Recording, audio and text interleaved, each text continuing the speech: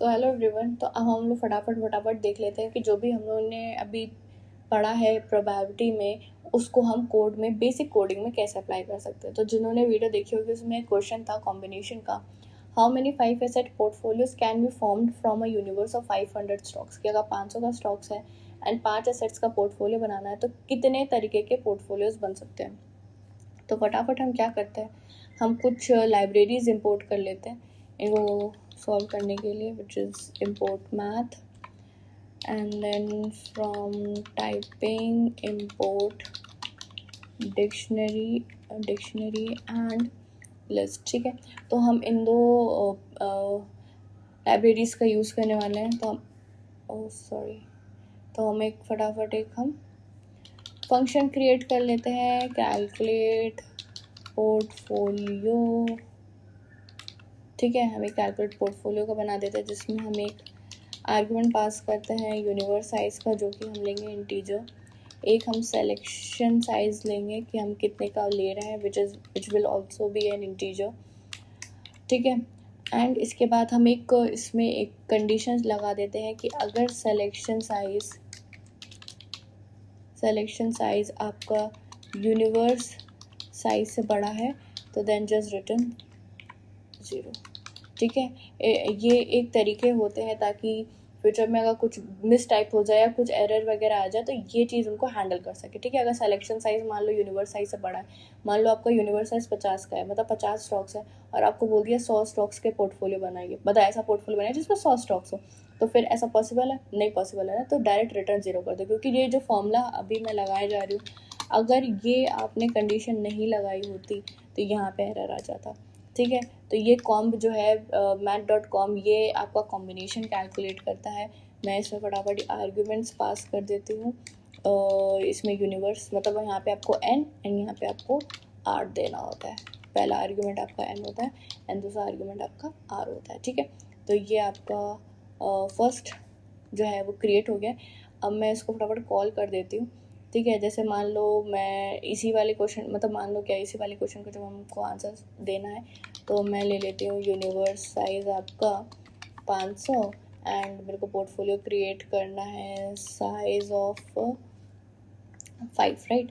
अब मैं इसको कॉल करती हूँ कैलकुलेट पोर्टफोलियो, तो this will be universe size comma size.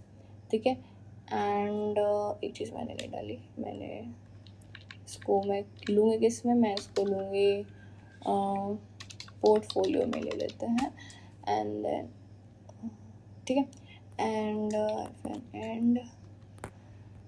Now enter print portfolio. मैं इसको प्रिंट करती हूँ, तो इतने तरीके के कॉम्बिनेशन इसमें बन सकते हैं। ठीक है, नाउ हम दूसरा क्वेश्चन देखते हैं, calculate the probability of being negative news flash across bull bear and flat scenarios. मतलब मुझे यहाँ पे वो केसेस बताने हैं, मतलब यहाँ पे मुझे एक्चुअली वो जो हमारा था लॉ ऑफ टोटल प्रोबेबिलिटी उसको कैलकुलेट करना है। सो ये क्या बोल रहा है कि ये 3 सिनेरियोज जिसने दिए हैं, बुल, बेयर एंड फ्लैट, ये 3 सिनेरियोज पॉसिबल हैं। तो इन 3 सिनेरियोज के अक्रॉस में क्रैश होने की प्रोबेबिलिटी कितनी है। तो प्रोबेबिलिटी हमें क्रैश की निकालनी, टोटल प्रोबेबिलिटी ऑफ क्रैश निकालनी अक्रॉस ऑल दिस। तो फटाफट हम एक फंक्शन क्रिएट कर लेते हैं इसके लिए। ठीक है, टोटल प्रोबेबिलिटी का डेफिनेशन, डिफाइनिंग टोटल प्रोबेबिलिटी, जिसमें मुझे क्या क्या, एक मिनट, फॉर्मूला क्या है इसका टोटल प्रोबेबिलिटी का, प्रोबेबिलिटी ऑफ, अगर मुझे इसका निकालना है तो probability of crash given bull multiply by probability bull plus probability of crash given bear multiply probability bear plus probability of crash given flat multiply probability of flat. तो मुझे एक फ्लैट प्रायर प्रोबेबिलिटीज चाहिए और एक conditional probabilities चाहिए। तो मैं इन regime के पहले प्रायर्स मंगाऊंगी। ठीक है, मैं इसके लिए एक डिक्शनरी आर्ग्यूमेंट क्रिएट कर रही हूँ। तो इसमें मैं एक स्ट्रिंग लूँगी, स्ट्रिंग में मैं रिजीम का नाम लूँगी एंड फ्लोट में मैं उनकी प्रोबेबिलिटीज़ लूँगी। ठीक है, एंड एक लेती हूँ कंडीशनल क्रैशेस। कंडीशनल क्रैशेस मतलब वही, ठीक है, जो भी हमने अभी नरेट किया। ठीक है, I am not speaking again. String given string and float में अगेन आपकी प्रोबेबिलिटीज़ आ जाएंगी। ठीक है, तो ये हमारा फंक्शन क्रिएट हो गया सक्सेसफुली। अब मैंने एक टोटल प्रोबेबिलिटी का एक वेरिएबल इनिशियलाइज कर दिया है और मैं अब रिजीम प्रायर इन regime priors डॉट आइटम्स। ठीक है, इससे क्या होता है, इस फंक्शन से क्या होता है, ये जो डिक्शनरी है ना वो इन दो पार्ट्स में डिवाइड हो जाएगी। ठीक है, जैसे इन डिक्शनरी में क्या आएगा, इसमें आएगा बुल, उसकी प्रोबेबिलिटी बियर, उसकी प्रोबेबिलिटी फ्लैट, उसकी प्रोबेबिलिटी, तो इसमें क्या आएगा, एक एक करके यहाँ पे रिजीम का नाम आएगा और एक एक करके उसकी प्रोबेबिलिटी आएगी। तो सबसे पहले क्या आएगा, बुल आएगा, फिर उसकी प्रोबेबिलिटी। ठीक है, तो अभी ये दिमाग में लेके चलो कि यहाँ पे बुल है, यहाँ पे बुल की प्रोबेबिलिटी है। ठीक है, तो अब मैं क्या करूँगी, एक मुझे पी मैं निकालती हूँ क्रैश गिवन रिजीम। ठीक है, यहाँ पे मुझे निकालनी है पीक, ये जो कंडीशन क्रैश है ना वो निकालना है। ठीक है, एक एक करके, क्योंकि यहाँ पे भी ऐसा आएगा बुल क्रैश गिवन बुल, फिर उसकी प्रोबेबिलिटी क्रैश गिवन, तो मुझे उसका निकालना है। तो फिर मैंने क्या किया, मैंने यहाँ से निकाला, तो यहाँ पे क्या है, बुल और उसकी प्रोबेबिलिटी। तो मैं यहाँ पे कंडीशन क्रैशेस के आर्ग्यूमेंट को कॉल करती हूँ कंडीशनल क्रैशेस और इसमें मैं डाल देती हूँ यही रिजीम। तो यहाँ पे क्या आ जाएगा, बुल। तो यहाँ पे हमें बुल की मतलब किसकी प्रोबेबिलिटी निकल आएगी, क्रैश गिवन बुल, उसकी प्रोबेबिलिटी यहाँ पे निकल आएगी। ठीक है, तो probability of crash given bull, तो ये आ जाएगी। ठीक है, अब मेरे पास आ गई है। अब मैं क्या करूँगी, टोटल प्रोबेबिलिटी में प्लस इज इक्वल्स टू करके इसको लिख देंगे, total probability crash given regime. ठीक है, और ये आ गया स्पेलिंग मिस्टेक।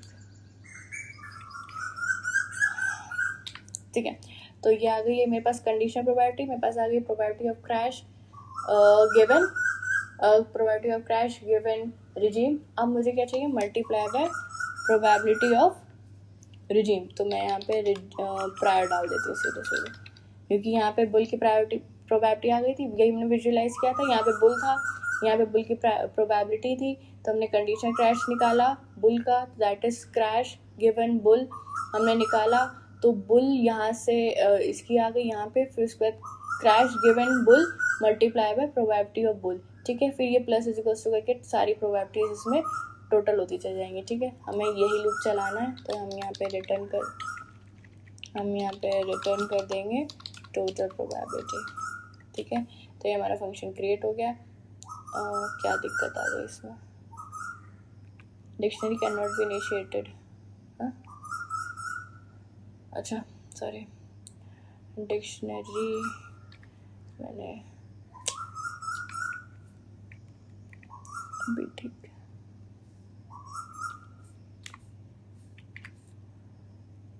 यहाँ पे भी अरे आना नहीं था, डिलीट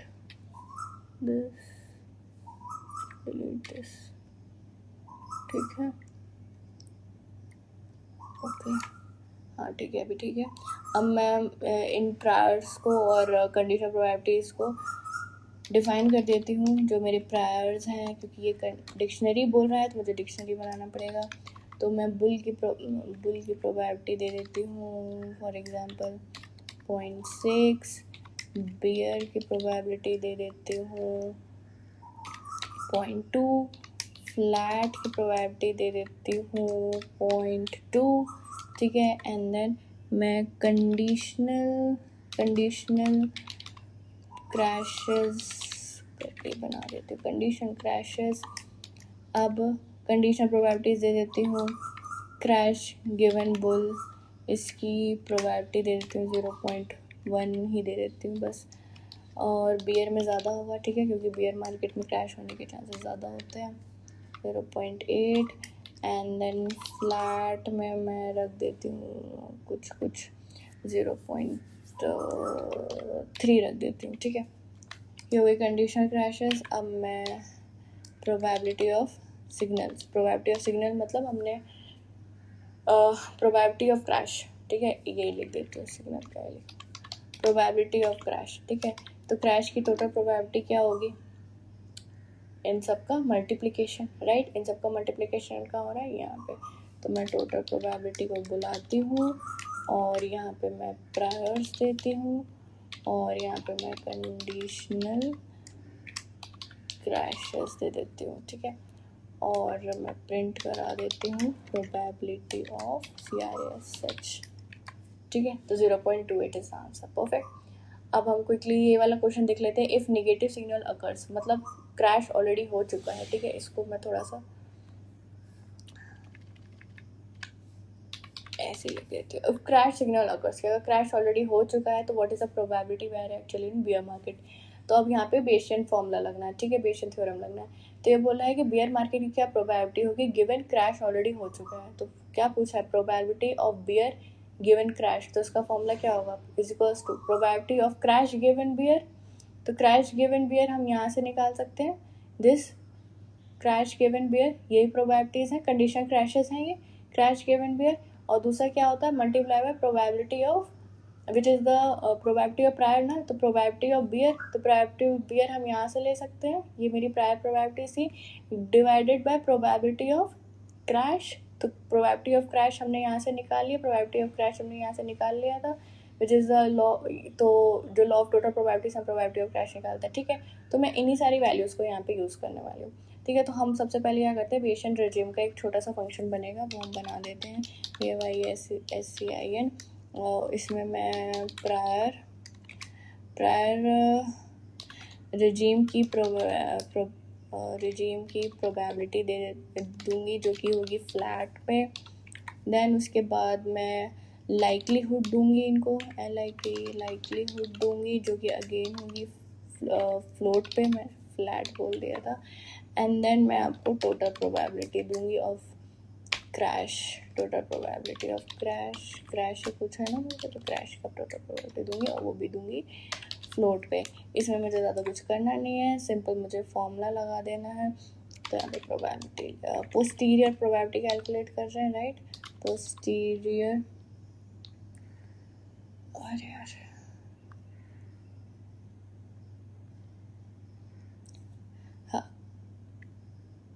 पोस्टीरियर प्रोबेबिलिटी हम कैलकुलेट कर रहे हैं। इसमें हम क्या करना है, सिंपल हमें सिंपल करना है likelihood multiply by prior regime divided by total P crash, ठीक है।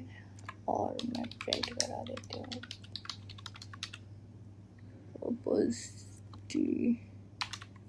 ठीक है। देन इनवैलिड सिंटेक्स, क्या इनवैलिड हो गया इसमें, ओह सॉरी, सुबह के 7 बज रहे हैं और मैं रात में सोई नहीं हूँ, ठीक है। सो मुझे हाँ थोड़ा सा दिखना ही बंद हो गया है एक्चुअली ना। हम सिंपल इसको कैलकुलेट कर देते हैं, बेशियन प्रायर रेजिम प्रोबेबिलिटी, मेरे को ये बियर चाहिए, तो हम कैसे बनाएंगे, प्रायर्स गिवन बियर का प्रायर दे दो। फिर मुझे क्या चाहिए, लाइकलीहुड चाहिए, लाइकलीहुड ये है, कंडीशनल क्रैशेस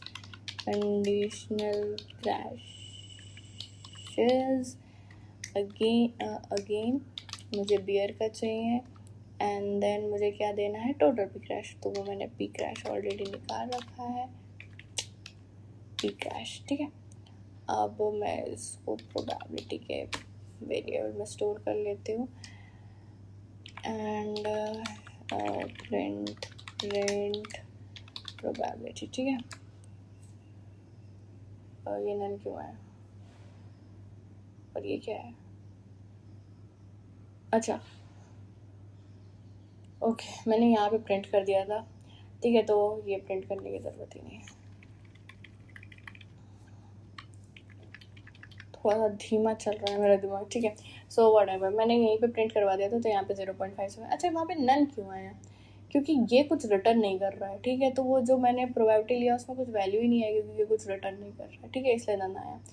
तो अभी ये सही चलेगा, ठीक है, इसको मैं चलाते 0.57, ठीक है। तो अगर क्रैश ऑलरेडी हो चुका है तो बियर की प्रोबेबिलिटी 0.57 होगी, ठीक है। So that's it. अगर मुझे बुल की निकालने हैं, एक मिनट बुल की निकाल के देख लेते हैं। तो सिंपल यहाँ पे मुझे ये करना है, तो बुल की प्रोबेबिलिटी 0.21 है, ठीक है। वैसे बुल की प्रोबेबिलिटी 0.6 है, लेकिन इस केस में 0.21 हो जाएगी। बुल की प्रोबेबिलिटी कम हो जाएगी क्योंकि क्रैश हुआ है, तो ऑब्वियसली सी बात है बुल की प्रोबेबिलिटी कम होनी चाहिए। बियर की प्रोबेबिलिटी 0.2 थी, तो उसकी प्रोबेबिलिटी बढ़ जाएगी, 0.5 हो जाएगी, उसके चांसेस बढ़ जाएंगे, क्योंकि क्रैश हुआ है ना, तो बियर होने के चांसेस ज़्यादा है, ठीक है, सिंपल लॉजिक। तो दैट्स इट। अब हम नेक्स्ट वीडियो में मिलेंगे जिसमें हम एडवांस लेवल ऑफ कोडिंग सीखेंगे कि अगर आप एज अ क्वांट इन्हीं चीज़ों को कैसे अप्लाई करते हैं, ठीक है। उसका कोड थोड़ा सा टेक्निकल होता है, होती यही सब चीज़ें, ठीक है। बट तो हम उस वीडियो पे देखते हैं नेक्स्ट वीडियो में। So thank you, bye bye.